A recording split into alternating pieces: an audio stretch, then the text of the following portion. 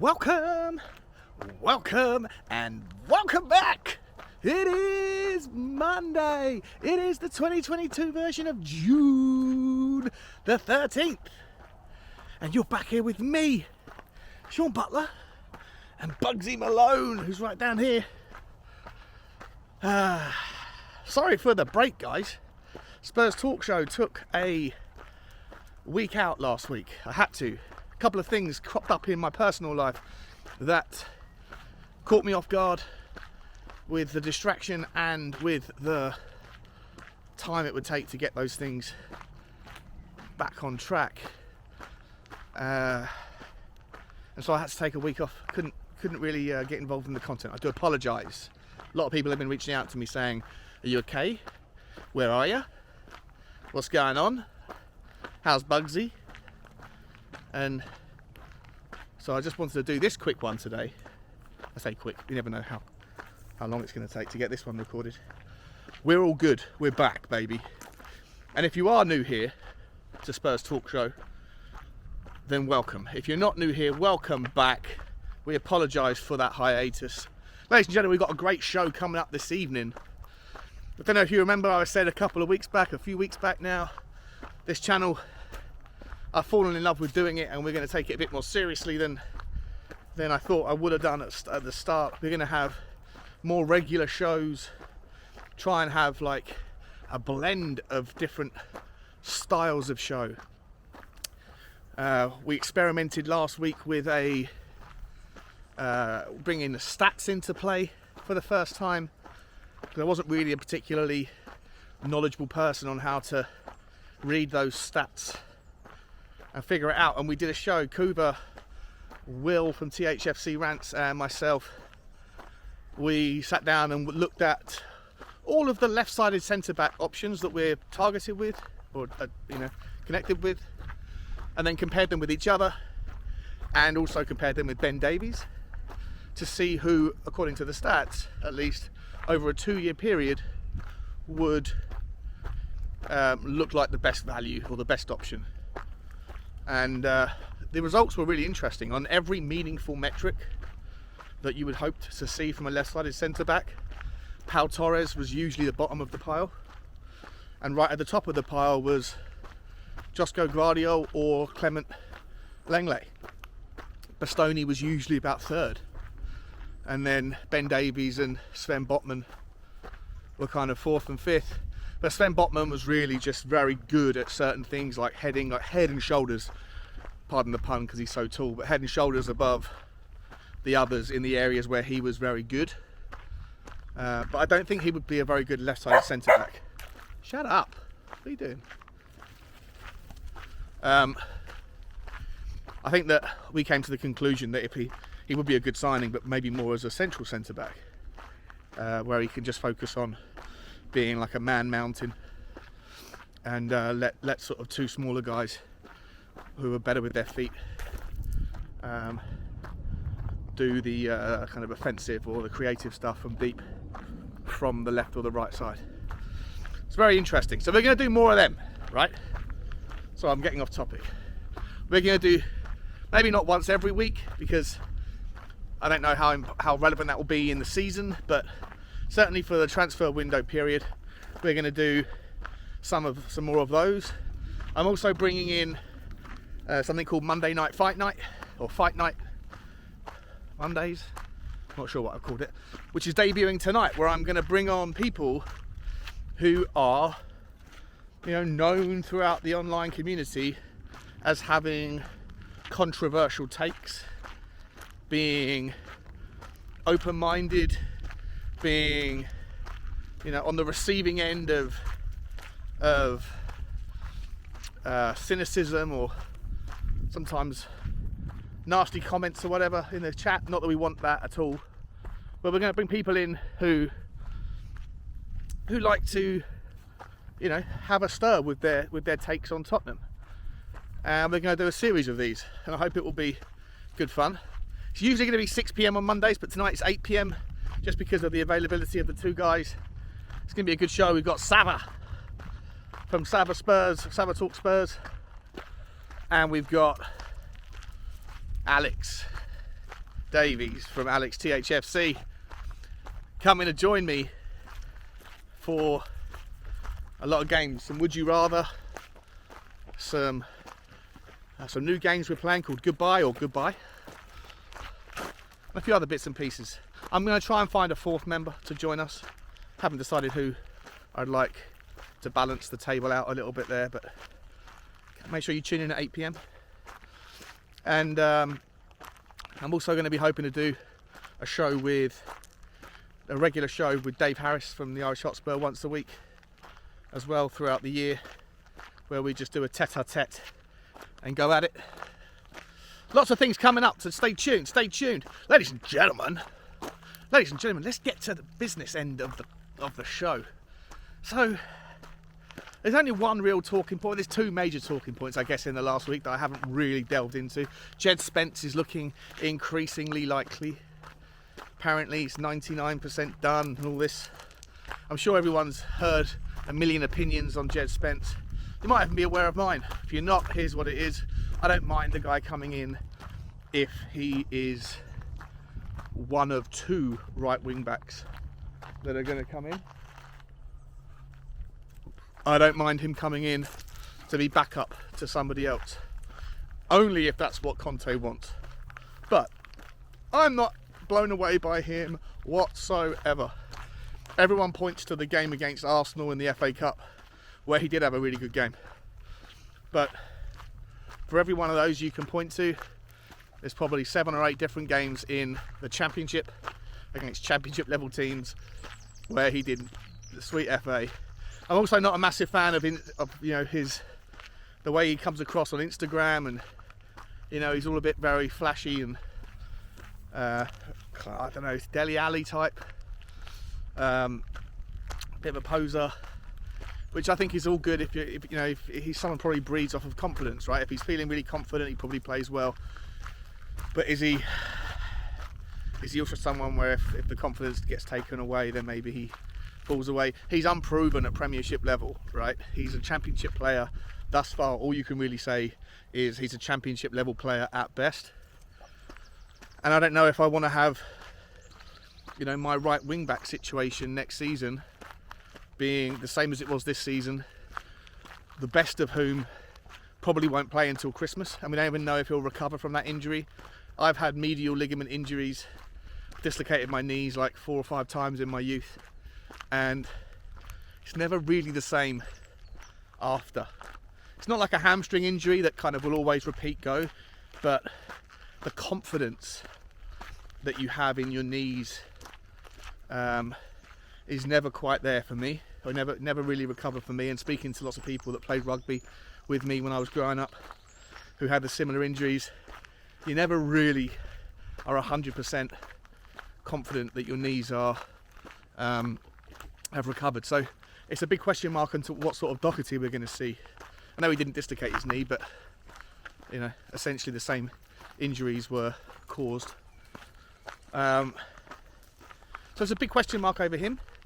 And so if it's true we're going to get Jed Spence, then all we're really going to have is Emerson Royale and Jed Spence as our two options as it stands. Now you could make the case that Perisic plays on the right, and he can play on the right, and I was saying we should play him on the right, but the more I've looked into it, it's like Doherty playing on the left. Can play there, but he never plays at his best on the right like he does on the left.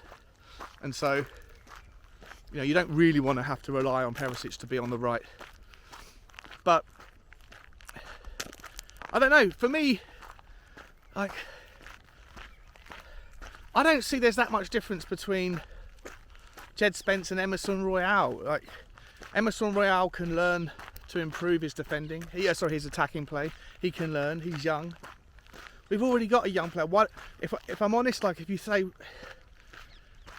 you want to bring in Jed Spence, I'm okay with it if you get rid of Emerson.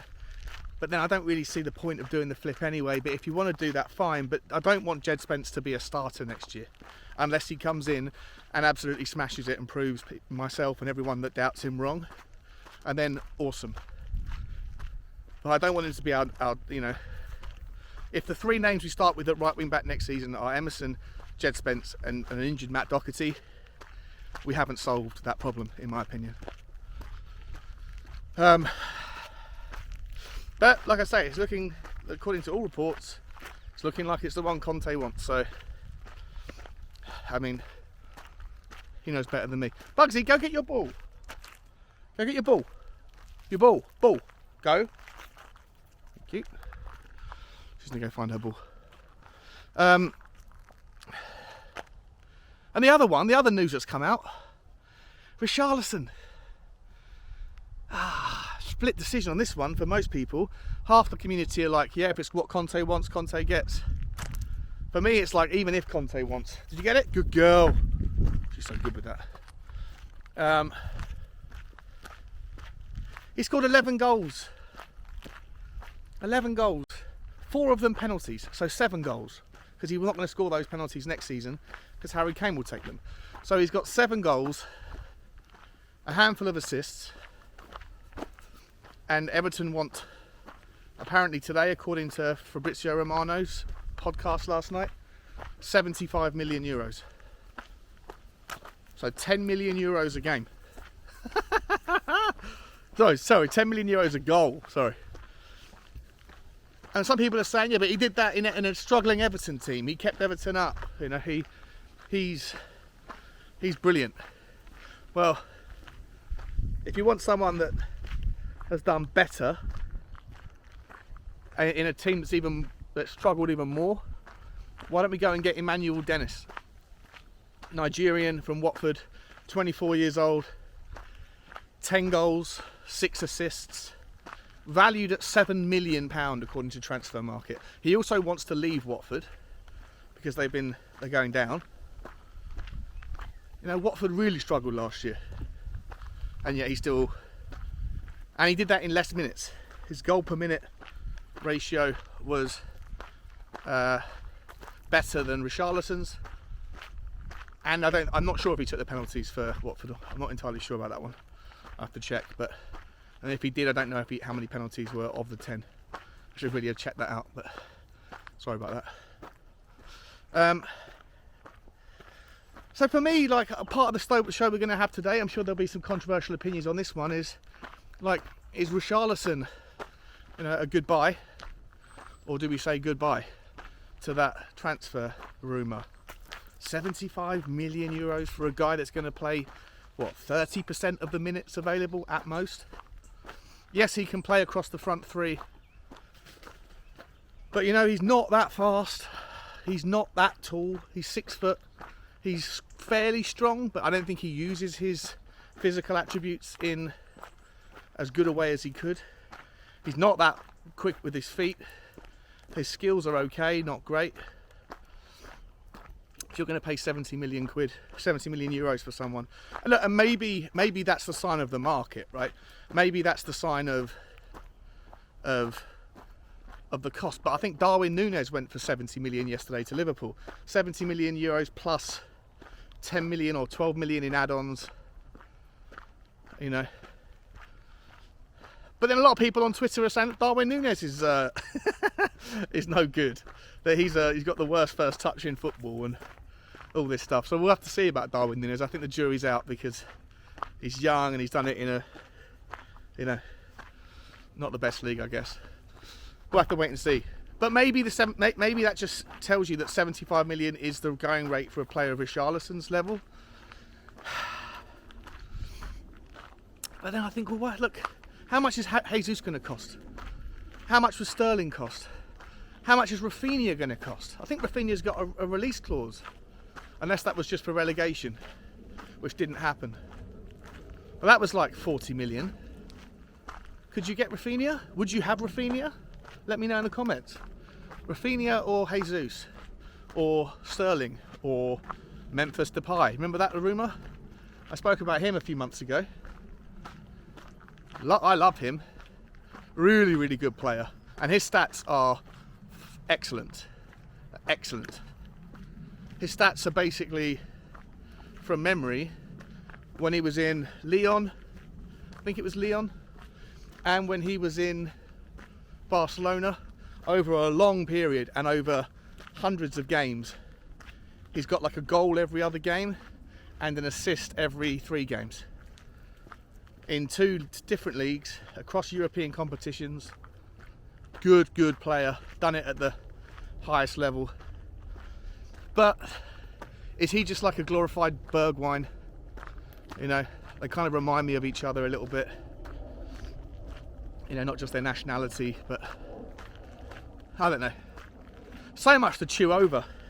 This is why I need to do more streams and more walks with the dog. Because you can't get it all done in one Tottenham walk. Let me know who you would, if you had 70 million to spend, right? Who would you go for as a striker? Do you think you could get Jesus for the same money? Do you think you could convince Jesus to come and play, you know, in half the minutes? And that might be difficult. Maybe the reason why we've lowered the level of club that we're approaching, because according to some reports yesterday, Tottenham had a 65 million euro bid plus Lucas Moura turned down for Richarlison. And maybe that's part of the thought process here is, you know, you can't go and offer Lucas Moura to Man City and get a decent response for Sterling or Jesus. They're not going to want him. And if you're trying to bring someone in to try and get someone out, then maybe you need to go to a team that's still in the Premier League or that still can offer Lucas Moura decent level football, or Steven Bergwijn maybe. And that's why maybe you wouldn't go after Watford, right? Because Watford are in the Championship. So if the argument is we want to bring in a forward but get rid of one, then going after an Emmanuel Dennis, you might be able to bring him in for cheap, but then you're stuck with too many forwards. But I don't know. For me, I think Emmanuel Dennis is the option. I can't understand why more clubs aren't looking at him. I think Newcastle are looking at him right now. But as far as I'm aware, there's nothing wrong with his injury record. There's nothing wrong with his attitude. He scored 10 goals and 6 assists in 30 odd games in a team that finished second bottom and barely created a thing all year from the midfield. So he had to feed off absolute scraps. Come on, Bugs. Maybe I'm missing something. Let me know what your thoughts are. Ladies and gentlemen, we've been talking for 18 minutes. It's about time to wrap it up. Richarlison, what are your thoughts? Please tell me that none of you are super excited about this one. Doesn't make sense to me. Tell me your thoughts about Jed Spence. Are you happy to see us bring him in if we also go after someone like Dumfries from Inter, or an out of this world, ridiculously unlikely option like Hakimi? What are your thoughts? Let me know. Like, share and subscribe to the channel, guys, and as always, I'll see you at 8 o'clock. And as always, guys, bye bye.